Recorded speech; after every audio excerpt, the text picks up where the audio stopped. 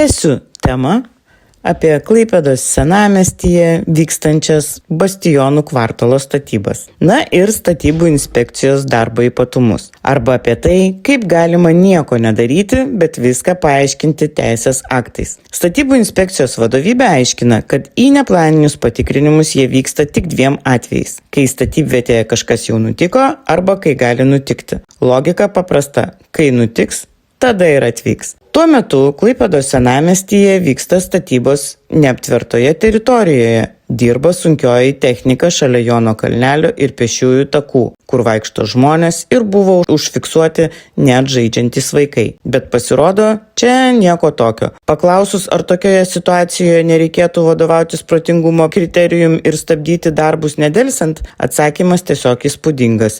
Jie protingumo kriterijumi vadovautis negali. Kovo 16 dieną pateikėme skundą dėl vykdomų darbų. Gaunamas atsakymas. Patikrinimas vyks balandžio 1 dieną.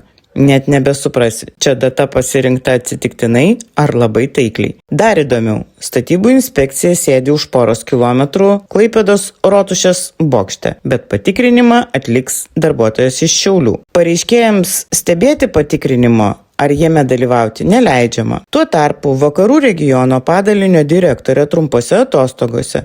Vedėja dirba nuotoliu, dar viena darbuotoja į raštus atsakinėja iš Suomijos, nes ten gyvena. Statybos Klaipėdoje, sprendimai kažkur per atstumą. Tiesiog moderni nuotolinė statybų priežiūra. Sakyčiau, beveik idealus institucijos veikimo modelis. Statybos vyksta, žmonės vaikšto, vaikai žaidžia, technika dirba, inspekcija rašo raštus, planuoja patikrinimus po kelių savaičių ir aiškina, kad nieko negali padaryti, nes taip parašyta teisės aktuose. Tada natūraliai kyla klausimas, kam reikalinga tokia institucija, kuri tiesiog valgo mokesčių mokėtojų pinigus, jei ji į galimus pažeidimus reaguoja ne tada, kai reikia, o tada, kai patogu. Įdomu, kam patogu vis dėlto.